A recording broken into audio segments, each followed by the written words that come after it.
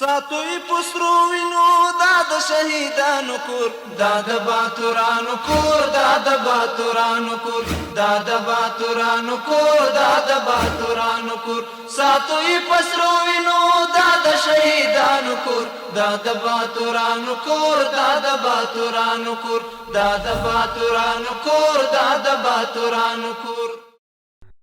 د مزار شریف ښاروالۍ د حلقوي سړک او د سیاګرد سړک د قیر اچونې له پیل څخه خبر ورکړی او ویلي دي چې دغه پروژې د ښاري بنسټونو د پراختیا او د ترانسپورتي وضعیت د ښه والي په موخه عملي کیږي.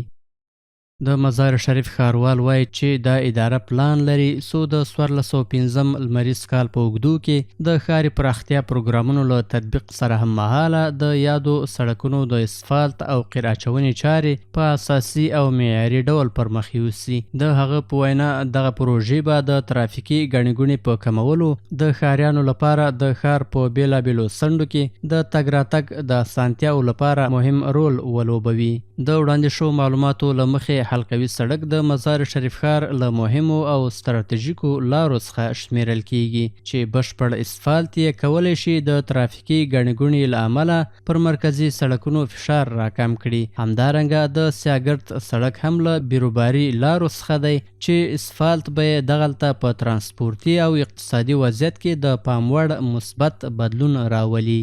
د مزار شریف په ښار کې کوم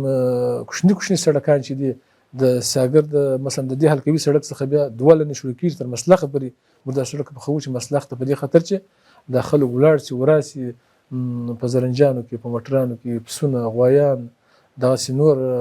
مواشي اموال چې دا انتقالي سړک خراب دی جغل دی. موږ کوشش کوو چې دا سړک په 1405 کې انشاءالله دا 3.2 کیلومتره چې مثلا 3200 متره اوږدوالی دی او په 2 لینو کې دی چې هر لین 9 متره دی. دا معیاري سړک جوړ کړو چې د خلکو مشکل حل شي، د زاړه اسفالت یا زاړه قیر سره وصل شي.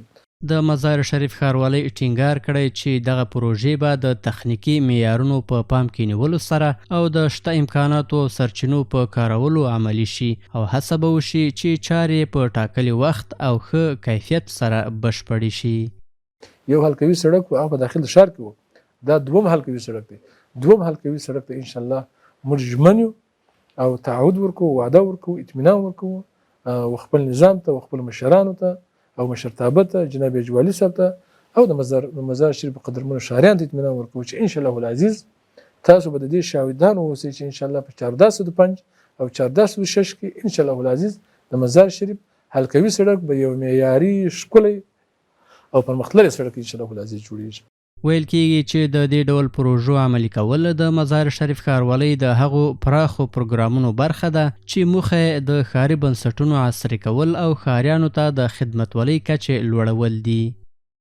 د بلخ ولایت د بیو د کنټرول کمیسیون په تیر یو کال کې 25 ټنه تاریخ تیره او بې کیفیته خوراکي توکي د مزار شریف ښار له دوکانونو څخه راټول او د دغه کمیسیون د غړو په حضور کې وسوځول. د دغو له وخت تیره خوراکي توکو د سوځولو موخه د بیلابیلو ناروغیو د خپرېدو مخنیوی او د ښاریانو د روغتیا خوندیتوب بلل شوی دی.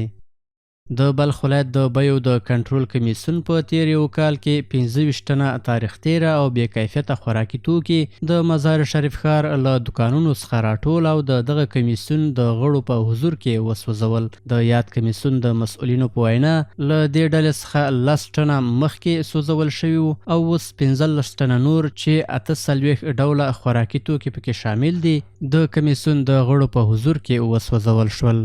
موږ تقریبا په حدود دغه یو کال کې 25 ټنه دغه تاریخ تیره مواد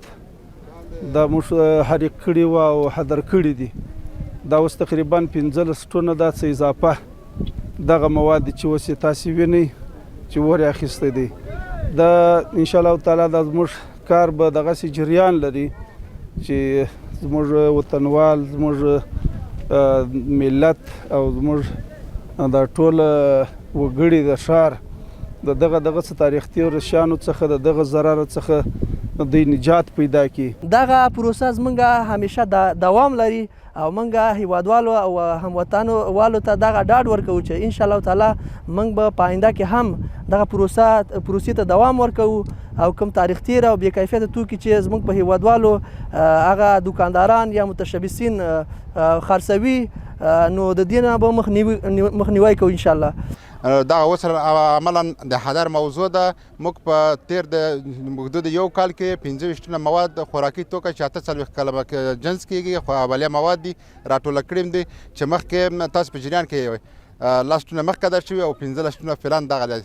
دوی زیاتوي چې دا مواد د ښاریانو د روغتیا لپاره د زیان له امله د دغه کمیسیون د غړو په حضور کې له منځه یوړل شول چې ورسره همدارنګه د بازارونو د څارنې بهیر لا هم دوام لري. د یادونې وړ ده چې د خوراکي توکو د کنټرول په کمیسیون کې 14 اماراتي ادارې په ګډه د بې کیفیته خوراکي توکو په څارنه راټولولو او له منځه وړلو کې همکاري کوي. د بلخ ولایت د امنیه قمندانۍ مسؤلین وایي چې د مخدره توکو پر ضد د مبارزې ځواکونو د دوامدار هڅو په پایله کې د مزار شریف ښار د 8مې امنیتي حوزې په اړوندو کې د نشهیي موادو 1 تن پلورونکی نیول شوی دی.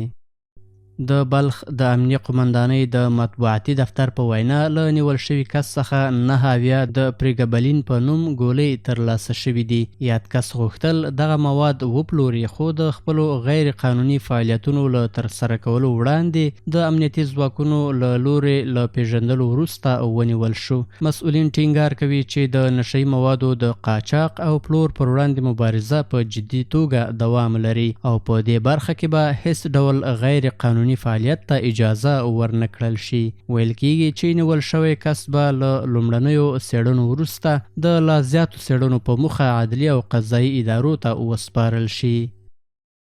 د مزار هوټل په سوداګریز مرکز کې د عقابان حسیني په نوم د صرافۍ یو شرکت د سیمهیزو مسؤلینو سوداګرو او پانګوالو په حضور کې خپل فعالیت پیل کړ. د دې شرکت مسؤلین وایي چې د یادې صرافۍ د جوړېدو موخه سوداګرو ته د اسانتیاو برابرول، د اقتصادي همکاریو وده او د خلکو لپاره د خدمتونو پیاوړتیا ده.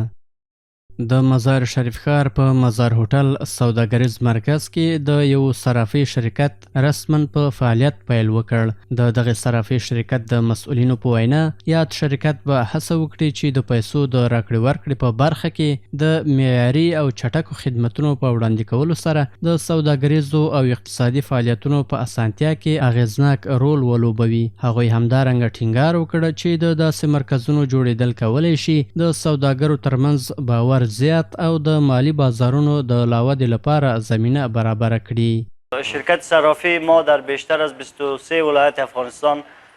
نمایندگی فعال داره و در کشورهای منطقه و کشورهای همسایه و همچنان کشورهای شامل امارات متحده، شامل کشورهای اروپایی و ما خوشحال هستیم که به مشتریای خودی اطمینان میتیم که ما با تعهد، با صداقت و با پشتکار همیشه در خدمتشان هستیم. په همدې حال کې د مزار هوټل یو تن برخوال هم د دې صرافۍ پرانیسته د اغیزناکو سوداګریزو اړیکو د ټینګښت لپاره یو مهم ګام وباله او ډاډ یې ورکړ چې د دې مرکز اداره چمتو ده څو د صرافانو د سر او مال د امنیت د تامین لپاره عملی او اغیزمن ګامونه پورته کړي. هغه زیاته کړه چې د اقتصادي فعالیتونو لپاره د خوندي او باوري چاپیریال رامنځته کول د دې مرکز له اساسي لومړیتوبونو څخه دي. تر اوسه الحمدلله په لسګونه صرافان راغلي دي، خپل روزانه فعالیت کوي او دا لړۍ دوام لري ځکه چې تر اوسه پورې صرافانو یو مناسبه ځای بې له مزار هوټله بل ځای نه دی پیدا کړی او هم هغه څه چې صرافان په دې بلخ ولایت کې دي چې جوازونه لري د دوی ټولو دپاره په پوره ظرفیت سره ځای جوړ دی. له بلې خوا د بلخ ولایت د سوداګرۍ او پانګونې خونې مسؤلینو هم د دې صرافۍ له پرانیستې خوښي څرګنده کړه او دا یې په دې ولایت کې د اقتصادي فعالیتونو د پراختیا پر لور یو مثبت ګام وباله. هغوی ټینګار وکړ چې د دا ډول خدمتونو پراختیا کولی شي د بازار د وضعیت په ښه کېدو، د پانګونې په زیاتېدو او د سوداګرو او خلکو لپاره د لا ډېرو فرصتونو په رامنځته کولو کې مرسته وکړي. صرافی ها به عنوان یکی از ارکانهای مهم بازار نقش اساسی را در تسریع معاملات ایجاد اعتماد میان تاجران و سرمایه‌گذاران فراهم ساخته. د یادونې وړ ده چې د صرافي شرکتونو او مالی مرکزونو د فعالیتونو په زیاتېدو سره هیله ده چې په بلخ ولایت کې به د سوداګریزو راکړو ورکړو بهیر نور هم اسانه شي چې ورسره به د دوامدار اقتصادي ودې لپاره هم زمینه برابره شي. د بلخ د ملي تلویزیون قدرمنو لیدونکو او اوریدونکو دا د دې مهال خبرونه تر بیا ښه وخت د الله په امان.